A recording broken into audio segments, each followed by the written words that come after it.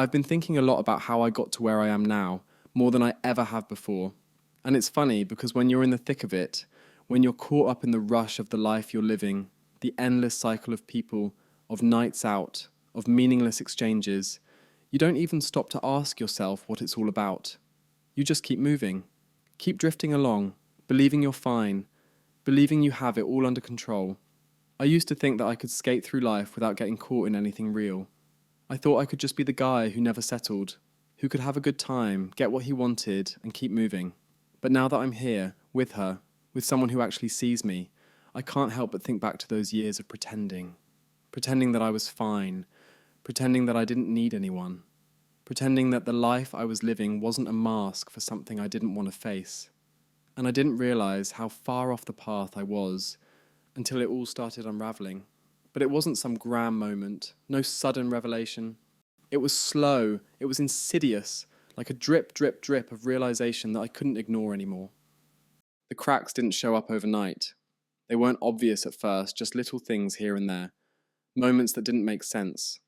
Things that didn't fit with the image I had built of myself. And I remember one night in particular, one memory that I've thought about more times than I care to admit. A memory that, back then, I shrugged off because I was still in that mindset of pushing everything aside, pretending I didn't care. But now it feels like the turning point.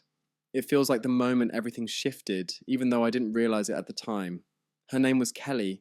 I met her at this bar downtown. It was a Tuesday night, nothing special, just another night of winding down after a long day, a couple of drinks with friends. And she wasn't even the type of woman I'd usually be drawn to. Not in the sense of attraction, anyway. I had my type, and like everyone does, and Kelly didn't fit it. She wasn't some model type with perfect features and a body built to turn heads. But there was something about her, something that made me take notice. Something different in the way she carried herself. There was this kind of quiet confidence that was almost unsettling, and that was when I realized something about myself. I was never interested in women who didn't need me. That sounds arrogant, but that's the truth. I was used to being the one in control, the one who had the power in a room. I'd made a career out of that, a lifestyle, a skill, but with Kelly, she wasn't looking for anything from me. She wasn't looking for attention, for validation, and that threw me off more than I care to admit. When I approached her, I was doing the usual routine, charming, confident, disarming. I gave her that easy smile, the one I'd perfected over years of practice, the one that made them feel like I was their guy. But Kelly didn't smile back right away. She didn't react the way I expected. She didn't flinch or seem intrigued. She didn't lean in or bat her eyes or give me that look that always meant, I'm interested. No, she just looked at me, and it wasn't a look of fascination. It wasn't that flirtatious glance I was used to seeing.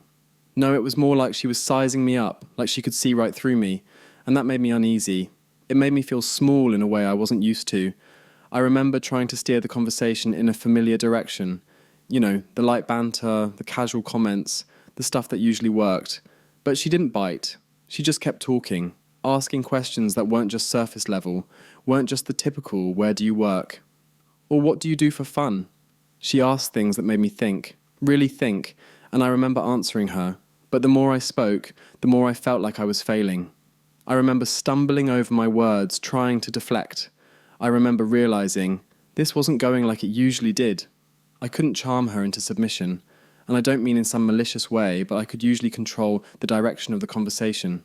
I could always manipulate things to suit me, but with Kelly, she wasn't having it. She wasn't interested in my game. And then she asked me something that felt like a punch in the gut.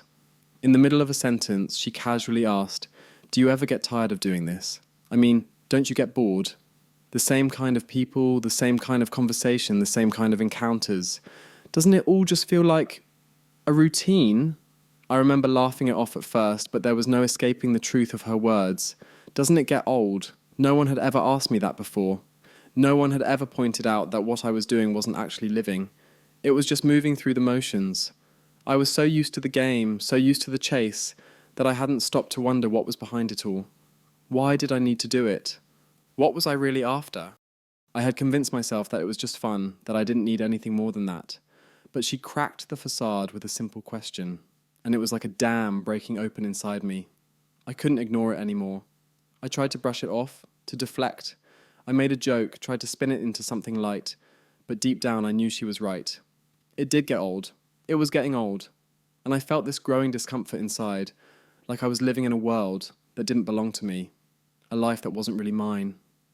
I'd been running from something for years, something that I couldn't face, and Kelly, with her calm presence, with her sharp mind, had somehow seen right through it. She hadn't let me get away with my usual act. I didn't see Kelly again after that night. At least, not for a long time. But she stayed with me. Her words, that question, doesn't it get old, kept ringing in my ears for weeks. Every time I was out, every time I met someone new, every time I went through the same routine of charm and distraction, I heard her voice in my head, questioning me, and I couldn't silence it. I couldn't get rid of that uncomfortable feeling that something was missing, that I was missing something, but I didn't change overnight. No, I kept doing what I was doing, but it felt different. It felt empty. I felt like a fraud, playing a part I wasn't sure I believed in anymore.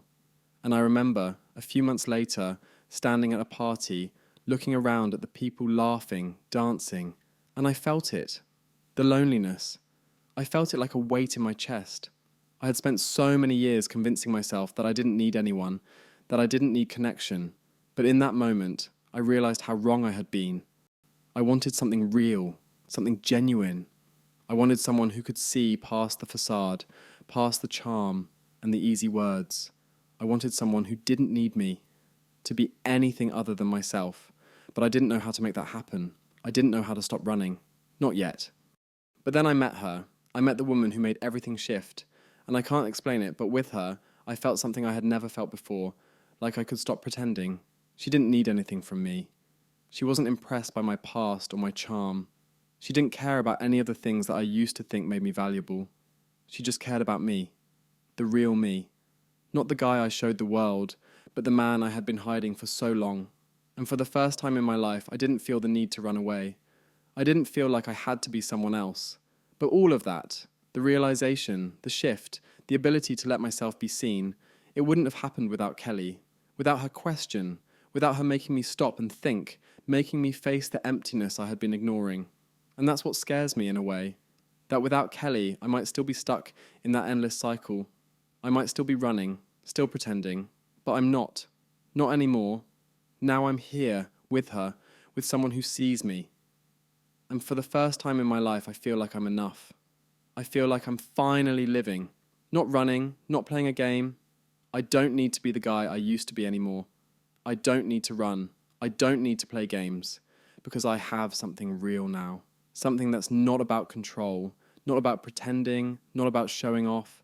I have something that's worth bragging about being seen for who I really am. And I wouldn't trade it for the world, but I have to admit, I do miss it sometimes.